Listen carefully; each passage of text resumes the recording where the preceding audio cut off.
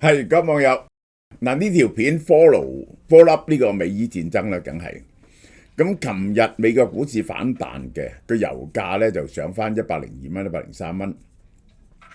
咁但係我睇咧呢一個係大家對於個戰爭嘅恐懼咧係減低咗噶啦。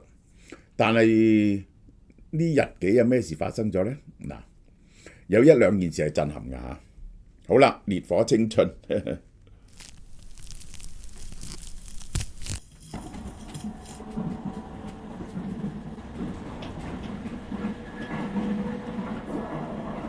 你點解同我咁似樣？因為我係來自未來嘅你，冇可能，幾十年後嘅我點會幾乎一模一樣？我揀咗 Hankook Life 賢健逆齡配方，佢唔單止有 NMN， 仲結合咗白藜蘆醇同亞精胺，組成抗老鐵三角。配方入面有 TMG 同維他命 C， 每日2粒，真正嘅賢健逆齡。依家俏貓貓實體店或網店都全面發售。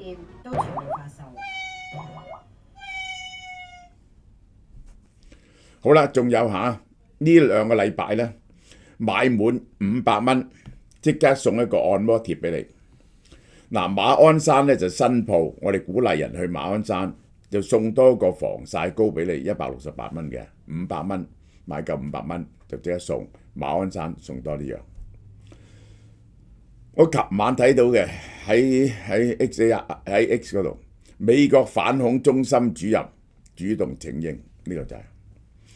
好啦，嗱，呢個人呢一個係佢講，呢一個係佢講呢個人咧，佢話我支持咗你2016、2020、2024主張嘅價值觀同外交，同埋喺第一個任期實施嘅政策，直到2025年6月，即係6月之後你唔知，你明白中東戰爭嘅陷阱，奪走咗我個愛國者嘅寶貴生命，呢個係呢個係。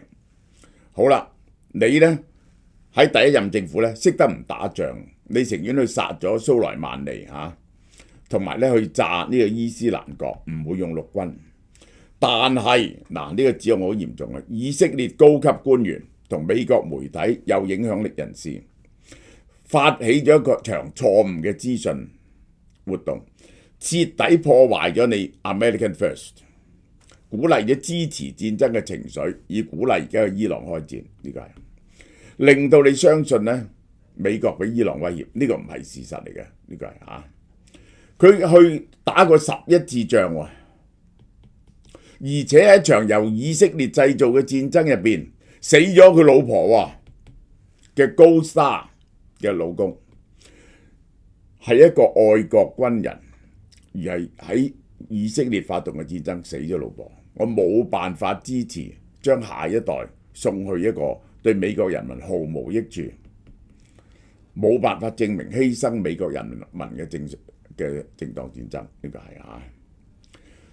我希望你能夠反思，究竟喺伊朗做緊乜嘢嘢？呢個希望你為國家闢一條新道路。呢個係 Joseph Can， 呢個係代表 MAGA 派嘅。好多抗議，好多人抗議，因為佢哋好憎啊！即係伊拉克戰爭同埋阿富汗戰爭，好多人打過，覺得非常之無謂，嘥好多錢。對於 Ken 嘅請辭呢， Donald Trump 話：我發現佢離開係好事，因為佢喺安全議題上呢非常軟弱，反恐呢個軟弱，呢個係白宮發言人萊維特話佢講嘅係不實指控。美國決定發動軍事行動咧，係因為白宮掌握嘅情資顯示咧，伊朗會攻擊美國。就係呢個人咧講大話咧唔眨眼嘅，即係你唔打伊朗，伊朗會打你，咁好笑呢個就係。好啦，中東戰事持續升級，我講俾你呢件係咩事？美軍中央司令部17號晚喺 X 度發文證實已經對伊朗位於霍爾木茲海峽沿岸嘅飛彈設施掟咗好多個500磅嘅鑽地彈。呢啲設施內部署反艦嘅巡弋導彈，構成威脅。嗱，我咪講過俾你聽，呢個咧係護航嘅前期措施嚟嘅，你一定要炸通透咗呢啲地方。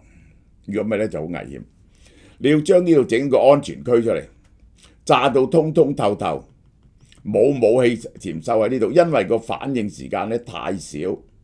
然後咧就去炸啲島，然後咧就等的黎波里號咧就嚟到兩棲攻擊艦登陸咗啲島，整個防衛站防衛住呢一個霍爾木茲海峽。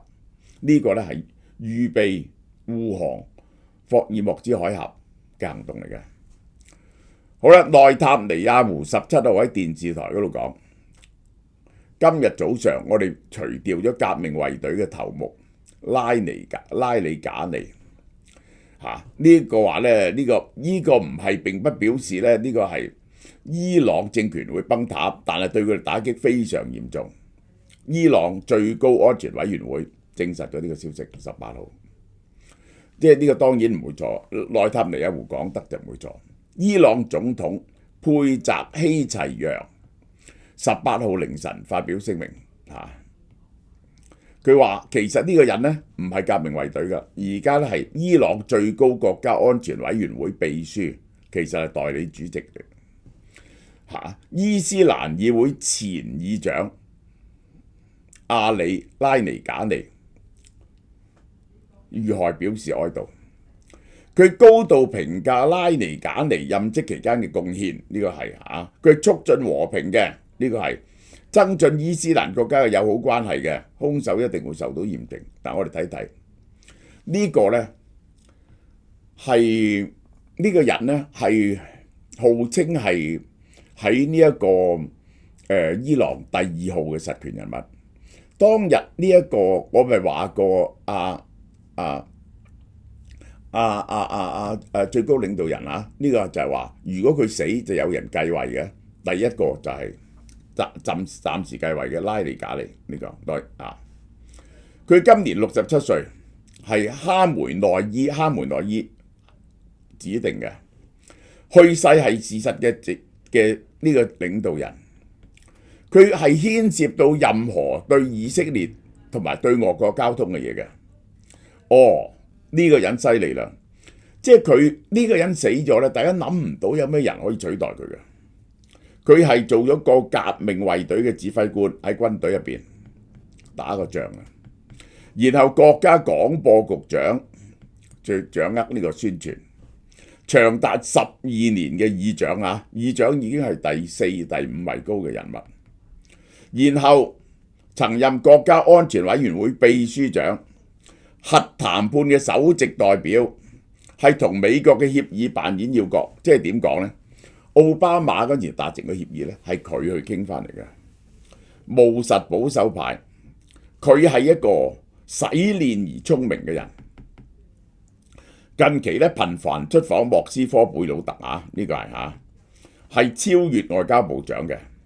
其實佢嘅角色呢，係你睇見佢有軍隊，又參加過政府，又參加過核談判。佢係將各方面嘅勢力呢，而且係喺度做幾十年，彌合埋一齊。實際上好熟悉個操作，而好多人物可以指揮到伊朗政府嘅人。呢個人呢，死咗呢，你係諗唔到有人可以 replace 嘅。好啦，第二個啦。呢個人就叫又係蘇雷曼尼呢個同埋幾年前俾 Donald Trump 刺殺嗰個革命衛隊司令呢，冇親戚關係嘅，同一個名啫。1964年生，喺1980年、88年兩伊戰爭呢，10幾歲就去前線，喺軍中極有威望。1982年參加伊斯蘭革命衛隊。2006年任重要嘅區域指揮官，2017年升做准將，2017年升做准將係9年前。准將咧係好高級㗎啦，佢哋平時係，而佢係調咗做咩嘢呢？巴斯基首長，即係咧革命衛隊呢，就係唔係要嚟對付人民嘅，真係出嚟對付人民嘅，大多數係呢個巴斯基民兵。啲人呢就要入個巴斯基民兵嘅，一入呢全家入晒㗎呢個巴斯基民兵係。然後呢，佢哋就有特殊待遇嘅，就負責鎮壓人民嘅。2019年哈梅內伊任命做呢個革命衛隊下邊嘅準軍事組織巴斯基嘅負責人，長期喺巴斯基民兵革命衛隊扮演統帥角色。好啦，嗱，我講俾大家聽，呢兩個人咧喺一次會議嗰度咧就被殺，喺一次乜嘢會議入邊被殺咧？喺一間安全屋入邊，因為咧呢兩個人係咁重要咧，佢哋嘅安 security 咧已經係最高級別，最小心。佢哋唔會喺任何 official 嘅地方出現啊！我諗佢出街咧都要化個妝扮過嘅，有時扮女人嘅，等你跟蹤唔到佢嘅。點不知都俾以色列查到，兩個喺個 safe house 嗰度開會嗰時咧遭到打擊。呢個咧，如果佢哋兩個都可以被殺咧，伊朗政權咧就人人自危，唔知點做。仲有喺另外一笪地方喺德黑蘭，嗰啲巴斯基民兵啊集會啊，就預備咧就安排去巡街去鎮壓嗰陣時咧，又俾以色列炸咗，殺死咗300個呢啲民兵同埋佢哋啲軍官。因此咧喺德黑蘭咧，呢個巴斯基民兵咧係即係呢個以色列不停有呢個無人機巡視，邊啲你呢啲咁嘅人一敢集結或者設立 checkpoint 咧，你就死梗嘅，呢個死梗嘅。好啦，伊朗嘅政權面臨嚴重衝擊嚇，呢個缺乏冇晒有手腕嘅務實外交家，亦都失去呢一個對內幾種勢力嘅整合，有權威嘅人嘅整合。呢個係內部基石，呢個係對於鎮壓內部人民嘅關鍵角色。呢個係呢兩個咁重要嘅人喺最高 grade 嘅安全保護下被暗殺，其實係伊朗政權，即係人人都死得，人人都自危。呢個就係好啦。結果咧就由71歲嘅革命衛隊前指揮官雷扎爾出任最高領袖莫傑塔巴哈梅內伊嘅顧問，即係佢咧就取代，原理上咧就取代呢個拉里賈尼嘅。呢個就係結果咧呢個人咧就冇佢嗰啲政府或者外交嘅經驗，好可能更走向軍事化。呢啲咁樣嘅拉里賈尼呢啲咁嘅冇實際行能力嘅老神標謝咧，更向革命衛隊傾斜，更軍事化，更強硬，缺乏彈性。呢個就係個結果。呢個就係好啦。美國同北約嘅緊張局勢嚇，呢個係美國強烈不滿北約盟國唔肯即支援。Donald Trump話：你諗下幾年來，我哋使咗幾萬億美金，呢個係咧我哋出現赤字嘅原因。我哋幫助其他國家，但佢哋唔幫助我哋嘅時候咧，我哋應該諗下。呢個就係透過 Truth Social 咧，發表警告。我始終認為Donald Trump 北約係一條單行路。我哋每年花幾千億美金保護呢啲國家，但佢哋唔為我哋做任何事，特別係我哋需要嘅時候。我首先講俾大家聽，即係 Donald Trump 啲數目咧係亂叫咁噏啊！佢點樣花幾千億美金保護呢啲國家先得嘅？你諗下都冇可能。美國咧舊年嘅軍費咧就8000億，係棺材山地乜都包埋。其中咧美國軍隊咧有100幾萬人，有4萬人咧喺歐洲。你點為歐洲花幾千億美金啊？真係咧，只有一啲即係，如果一個正常嘅人啊，對於啲數字咁樣扭曲法咧，一定覺得好唔舒服。但係嗰啲支持 Donald Trump 嘅人咧，唔覺得係。正因為我哋取得咁巨大嘅軍事成就，我哋唔再需要你哋幫助，從來都唔需要。日本、澳洲、南韓都係如此。佢最嬲，佢鬧幾個人嘅日本。我有4萬幾兵喺日本，4萬幾兵喺南韓，4萬幾兵喺泰國，喺德國，你哋唔嚟幫我哋呢個就係我稍晚向媒體話：我確實對現在盟國唔參與作戰並不滿意，考慮退出呢個北約。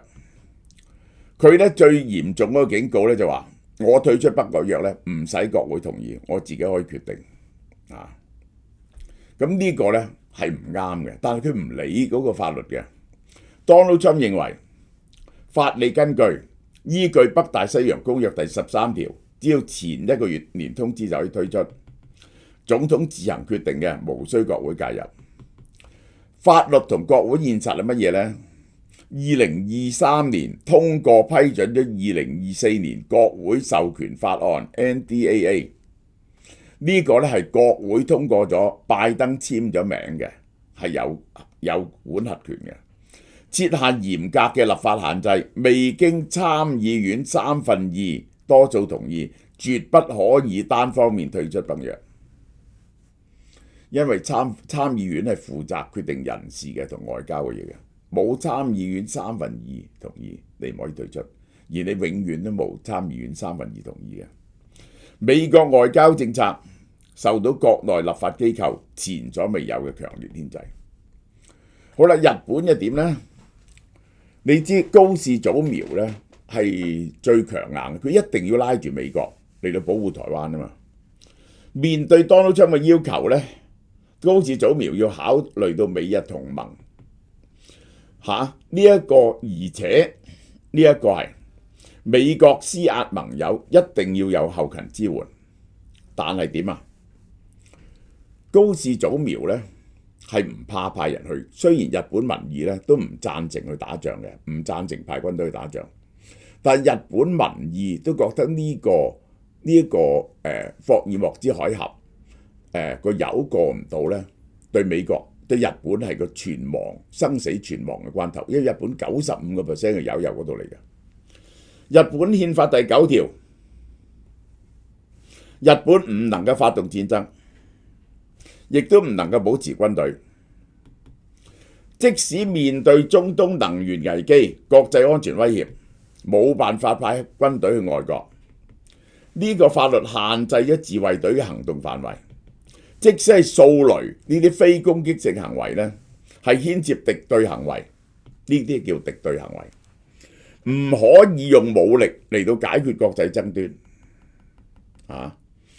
唔可以同一個國家級嘅人作對，用武力對抗。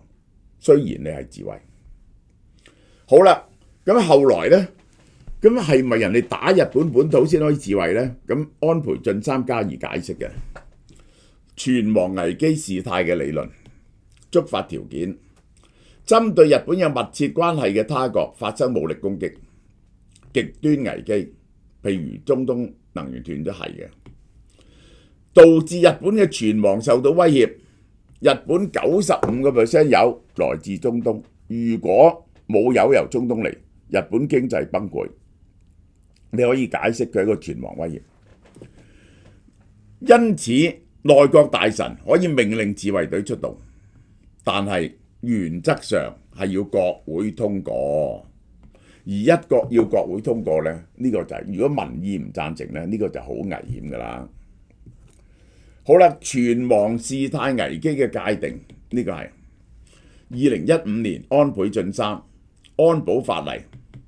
假設性處境下，霍爾木茲海峽俾水雷封鎖，影響到日本能源供應，首相將呢個列為存亡危機呢，就可以美國可以喺掃雷方面向日本尋求協助。好啦，到咗2025年6月，石破茂，美國攻擊伊朗核設施，區域緊張，伊朗揚言封鎖霍爾木茲海峽，石破茂話唔知呢個係唔係存亡危機。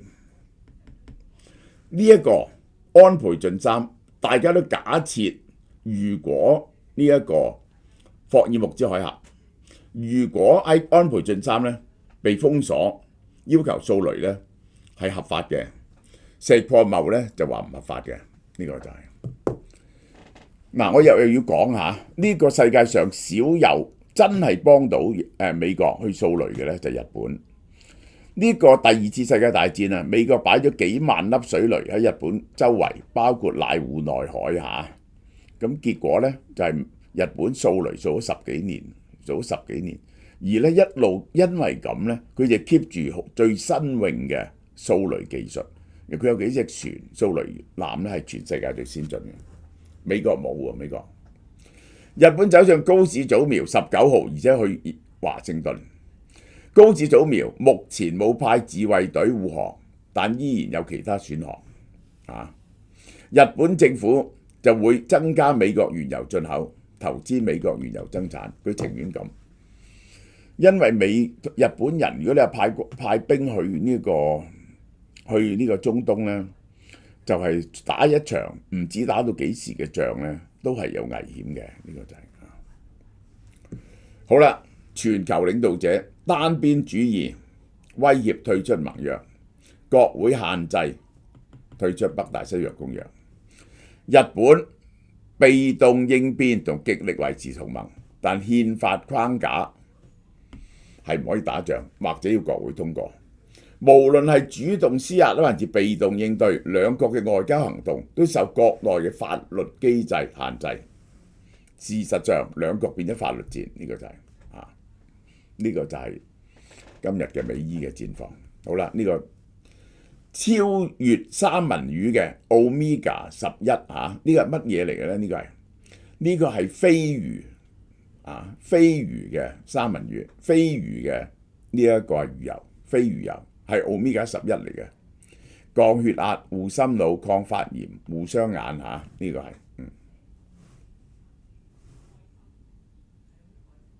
魚油大升級，韓國 From Bio 飛魚油，哇！想同呢隻貓貓一樣健康，充滿活力，快啲嚟俏貓貓超市買啦！好啦，仲有呢個呢一個係韓國呢個飛魚油，就係呢隻嘢。咁就仲有能量啫喱呢個152蚊，呢個88蚊嘅，但係唔係好多，大家快啲嚟買，88蚊。仲有大煮湯包88蚊3包，俾你食翻去，你買咗翻去咪食一個禮拜咯。如果你屋企人多咧，就5包138蚊5包，係超抵價嘅。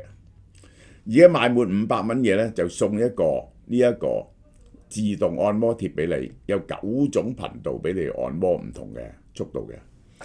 因為馬鞍山係新鋪，你去馬鞍山買嘢咧，買夠500蚊咧，再送一個防曬膏俾你，值168蚊嘅，即係兩樣嘢都有，同埋。清火雙周超特價，震撼價，你估唔到啦啩？呢隻100針嘅微針88蚊，300針嘅138蚊，真係抵到無限。